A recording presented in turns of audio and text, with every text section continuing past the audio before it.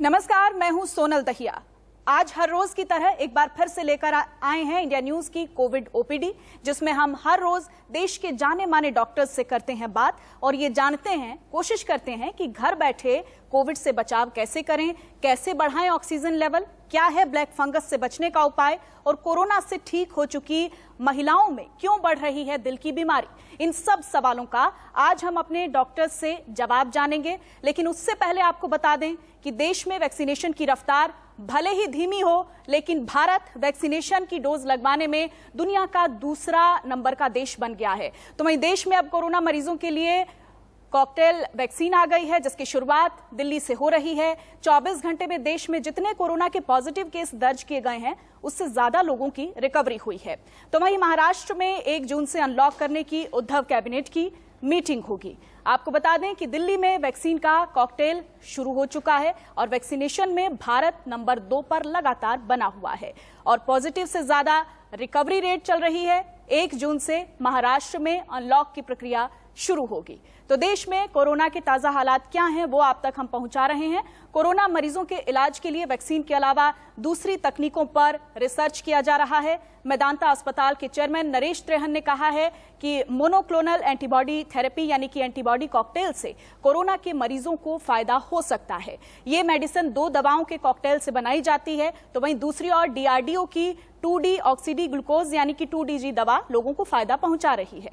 इस दवा से मरीज के ऑक्सीजन लेवल को ठीक किया जा रहा है, यानी ये संजीवनी देशवासियों को कोरोना काल में बड़ी राहत दे सकती है। डॉक्टर रेड्डी लैब कल 2DG के 10,000 डोज रिलीज करने जा रही है। तो कोरोना को लेकर इस वक्त देश की ताजा स्थिति क्या है, लगातार हम आपको बता रहे हैं। एंटीबॉडी कॉकटेल से बहुत सारी उम्मीदें जुड़ी हुई हैं, तो लोगों की जान बचाने के लिए अब एंटीबॉडी कॉकटेल भी आ चुका है और 2DG की जो डोज हैं उनकी शुरुआत भी हो चुकी है। 10,000 डोज कल मरीजों को दी गई हैं। तो कोरोना से बचने के लिए लगातार कोशिशें हो रही हैं। सरकार की तरफ से नई नई तकनीक, नई नई रिसर्च, नई दवाएं आ रही हैं ताकि इस स्थिति पर काबू पाया जा सके। अब कोरोना संकट से बचाव के लिए 2 संजीवनी आ चुकी हैं। आपको लगातार हम तस्वीरें भी दिखा रहे हैं। जिस वक्त दवा को लॉन्च किया गया उस दौरान की तस्वीर आपकी टीवी स्क्रीन पर है। डॉक्टर रेड्डी लैब कल 2DG के 10,000 डोज रिलीज करेगी। आप तस्वीरें देख रहे हैं अपने टीवी स्क्रीन पर। कोरोना संकट से बचाव के लिए किस तरीके से लगातार कोशिशें की जा रही हैं। एंटीबॉडी कॉकटेल से जान बचेगी। कोरोना में मोनोक्लोनल एंटीबॉडी थेरेपी से फायदे का दावा किया जा रहा है। 2 दवाओं के कॉकटेल से यह दवा बनती है। आपको बता दें कि कैसिरिविमेब और इंडेविमेब को मिलाकर यह दवा बनती है। इंजेक्शन के जरिए एंटीबॉडी कॉकटेल दी जाती है। शरीर में वायरस को ब्लॉक करती है। एंटीबॉडी थेरेपी कोरोना वायरस को सेल्स के अंदर जाने से रोकती है। गंभीर बीमारियों में एंटीबॉडी थेरेपी ज्यादा इफेक्टिव मानी जाती है। अस्पताल जाने की जरूरत कम होती है। मृत्यु की आशंका को 70 से 80% कम करने का दावा किया जा रहा है। पॉजिटिव होने के 48 से 72 घंटे में दवा दी जाए। मेदांता अस्पताल में इंजेक्शन की कीमत करीब 60,000 रुपए बताई जा रही है। तो अब एक संक्रमण की लड़ाई में एक नई जिसको कहेंगे शस्त्र हमारे हाथ में आया है, जिसको कहते हैं मोनोक्लोनल एंटीबॉडीज। और जो अब हिंदुस्तान में अवेलेबल है, ये रोश कंपनी स्विट्जरलैंड से भेज रही है। इसके अंदर लैब में बनाई गई 2 एंटीबॉडीज। एक एंटीबॉडी का नाम है कैसिरिविमेब एंड द अदर इज इंडेविमेब। ये 2 का कॉकटेल दोनों को मिक्स करके हम देते हैं पेशेंट्स को। और इनकी ये पावर है, ये एंटीबॉडीज की, कि ये जो वायरस आपकी बॉडी में लगा है संक्रमण से, उसको ये ब्लॉक कर देता है कि वो हमारे पेशेंट के जिसको इन्फेक्शन लगा है उसके सेल्स के अंदर ना जा सके। तो वायरस लिमिट हो जाता है, उसको एनर्जी नहीं मिलती, तो वो मल्टीप्लाई नहीं हो सकता और फाइनली डेड हो जाता है।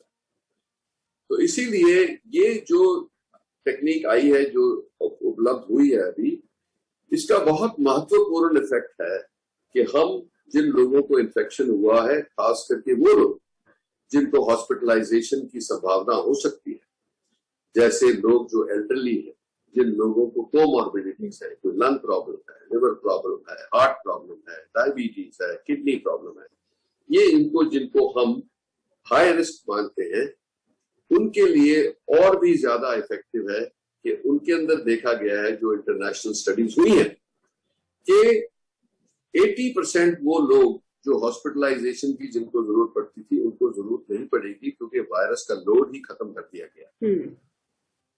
और जिनको जरूरत पड़ी भी, जो नेक्स्ट 20-25% बचे हैं जिनको पड़ी भी, उनकी जो इलनेस है वो कोई 3-4 दिन 5 दिन लेंथ उसकी कम हो जाती है।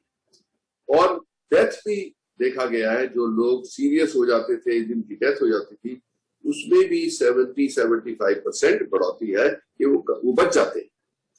इसीलिए ये जो जिसको मोनोक्लोनल एंटीबॉडीज हम कह रहे हैं, इसकी कॉकटेल अगर जो दी जाएगी पेशेंट्स को सही टाइम, क्योंकि सबसे बड़ी बात यह है कि इसका जो सबसे ज्यादा इफेक्ट पहले 7 दिन में होता है ऑफ इन्फेक्शन। इसका मतलब अगर जो किसी को सिम्टम्स हैं, जिन्होंने RT-PCR कराया, और वो करवाना ऐसी जगह चाहिए जहां पे 1 दिन में रिजल्ट आ जाए या कुछ घंटे में आ जाए, और अगर जो पॉजिटिव आता है तो आप अपने डॉक्टर से, या हमारे जैसे सेंटर वेदांता बहुत बड़ा सेंटर बना है इसके लिए, कि आप हमसे संपर्क करेंगे तो हम आपको गाइड कर देंगे कि आपको इससे फायदा होगा। अगर जो होगा तो आपके पास ऑप्शन है कि आप लगवाना चाहेंगे तो जरूर मिलेगी। तो इंडिया न्यूज की इस कोविड ओपीडी के जरिए हम घर बैठे आप तक डॉक्टर्स की सलाह पहुंचाते हैं। हर दिन हमारे साथ डॉक्टर्स का एक पैनल जुड़ता है। आज हमारे साथ डॉक्टर विरल प्रजापति, जो कि ENT सर्जन हैं अहमदाबाद से, डॉक्टर इरशान त्रिवेदी कंसल्टेंट हैं अहमदाबाद से। दोनों डॉक्टर्स हमारे साथ जुड़ गए हैं। आप दोनों का बहुत बहुत स्वागत करती हूँ। Hello, thank you. डॉक्टर विरल प्रजापति जी, पहला सवाल मेरा आपसे ही है। आप ENT सर्जन हैं। लगातार हम देख रहे हैं कोरोना के साथ साथ अब ब्लैक फंगस का खतरा भी मंडराने लगा है। नई नई रिसर्च आ रहे हैं, नई नई बातें निकलकर सामने आ रही हैं। इस वक्त अगर देश में हम ब्लैक फंगस की स्थिति को देखते हैं तो आपकी नजर में क्या कहती है? देखिए, ऐसे दरख्त देखने जाइए तो जो टोटल अपने कोरोना के जितने पेशेंट्स थे उसके 2 to 3% लोगों को म्यूकर माइकोसिस हो रहा है। हर एक किसी को म्यूकर माइकोसिस नहीं हो रहा है, लेकिन पब्लिक अवेयरनेस के लिए हमें ये बताना पड़ता है ब्लैक फंगस है, एस्परजिलस है, जो व्हाइट फंगस से अपने बताया जा रहा है। तो उसकी जो तक्केदारी लेनी होती है, उसकी जो जांच करनी होती है, वो जरूरी होती है। उसका फायदा एक होता है कि जो अर्ली डायग्नोस हो जाता है, तो इसमें जो पेशेंट को जो एम्फोटेरेसिन बी, जो इंजेक्शन है, जो काफी महंगे भी है और शॉर्टेज भी है अभी, तो उसका यूज कम से कम करके पेशेंट को फायदा करवा सकते हैं। जो अर्ली फेज में आता है तो वो लेट फेज में जब चला जाएगा तो इंजेक्शन की डिमांड लंबी चलेगी, उसको खर्चा भी ज्यादा होगा और पेशेंट का जो सर्वाइवल रेट है वो भी कम रहेगा।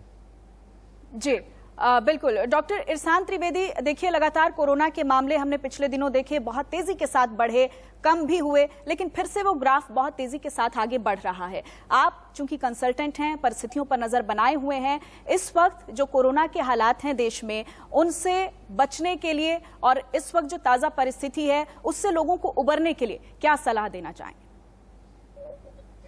देखिए, सबसे पहले तो जो कोरोना के बारे में हम लोगों ने जाना, जब तक परखा कि क्या है कोरोना, क्यों होता है, कोरोना के बारे में इतनी सारी इंफॉर्मेशन अभी सोशल मीडिया पे, कंसल्टेंट डॉक्टर्स लेवल पे और हर जगह पे आप लोगों के मीडिया के माध्यम से काफी चीजें अवेलेबल हैं जी।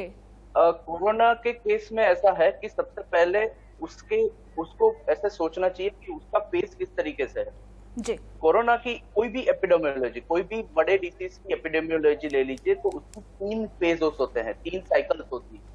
तो अभी देश शायद दूसरी या तीसरी लहर से गुजर रहा है, तो ऐसे में हम लोगों को क्या ध्यान रखना है? कोरोना का जो पैटर्न है वो न्यूमोनिया है, तो उसकी पैटर्न 21 दिन की होती है। वो 21 डेज को हम 7-7-7 में बाइफरकेट करें तो पहले 7 दिन इन्फेक्टिव फेज होता है, यानी कि उसमें वायरस का लोड ज्यादा है, सूजन कम है। दूसरे 7 डेज इन्फ्लामेटरी फेज होता है, यानी कि उसमें वायरस का प्रमाण धीरे धीरे कम होगा लेकिन सूजन बढ़ती जाएगी। और उसके बाद 14 डेज के बाद पेशेंट को या तो रिकवरी होती है या तो उसके कॉम्प्लिकेशन होता है। यानी कोई भी कोरोना के केस में day 6 to day 12 they are always dangerous. यानी कि उसमें पहले 7 दिन में अगर हम लोग उस वायरस के प्रमाण में हम पेशेंट के सिम्टम्स को परखें, उनका प्रॉपर टेस्टिंग हो, उनका प्रॉपर वो टेस्टिंग के बाद उनकी दवाइयां चालू हो जाए, ऐसी दवाइयां जो कि वायरस के लोड को कम करती हैं, तो ऐसे में पेशेंट के रिकवरी के चांस बढ़ जाते हैं।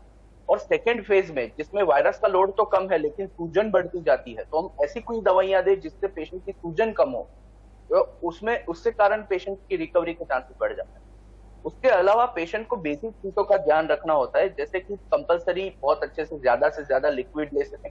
उसमें से डॉक्टर इरशान मैं आपको रोकना चाहूंगी, हम बेसिक्स पर लौटेंगे। इस वक्त हमारे साथ मुगल सराय से सुनील एक दर्शक जुड़ गए हैं। सुनील, क्या पूछना चाहेंगे आप? हेलो जी सुनील, अपना सवाल पूछिए। ये बोल रहा हूँ कि मुझे तो कुछ इस तरह का सिम्टम नजर नहीं आ रहा है, केवल स्मेल का थोड़ा सा प्रॉब्लम आ रहा है। कभी कभी ऐसा महसूस होता है कि स्मेल नहीं आ रहा है।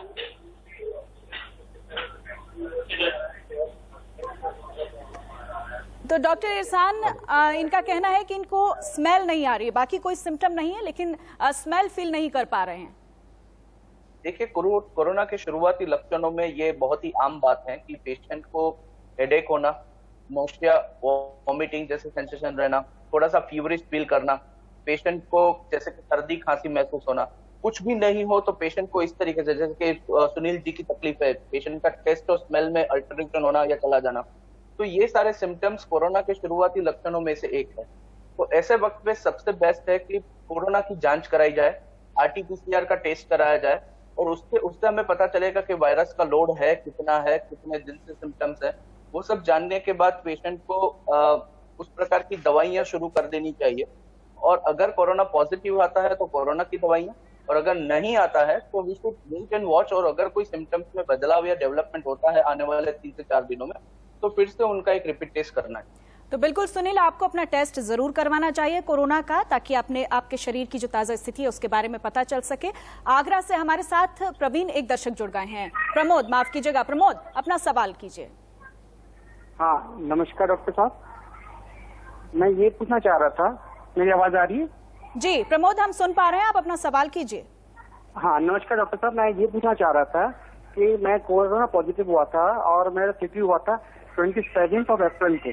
अभी मैं एकदम ठीक हो गया हूँ, नॉर्मल हो गया हूँ, स्वस्थ हो गया हूँ। तो क्या मुझे भी कोरोना की जो वैक्सीन लेनी है वो कब तक लेनी है, कितने दिनों बाद लेनी है फिर मुझे?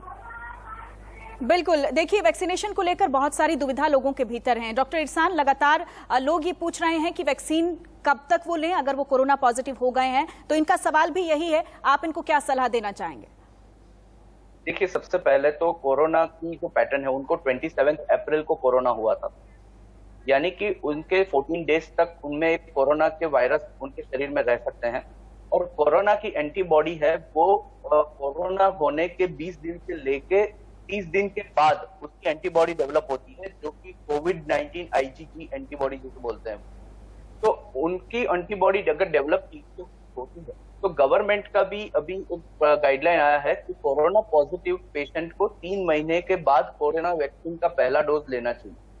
हम लोग जनरली कोई भी जो कोवैक्सीन या कोविशील्ड या कोई भी एक वैक्सीन लें, वो जनरली हम लोग कोरोना होने के 6 वीक के बाद रेकमेंड करते हैं।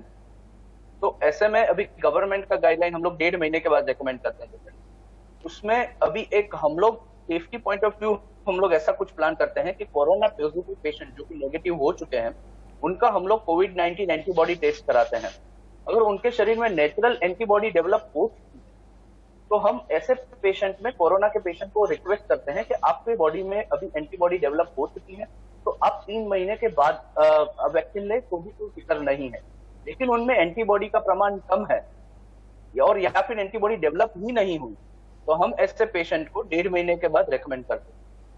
तो बिल्कुल आपने जाना कि कब तक आप अपनी वैक्सीन ले सकते हैं, और ये सवाल बहुत ही कॉमन सवाल है जो कि अक्सर पूछा जा रहा है। आप दोनों डॉक्टर्स हमारे साथ बने रहिएगा, हम फिलहाल एक छोटे से ब्रेक के लिए यहाँ पर रुकेंगे, फौरन हाजिर होंगे।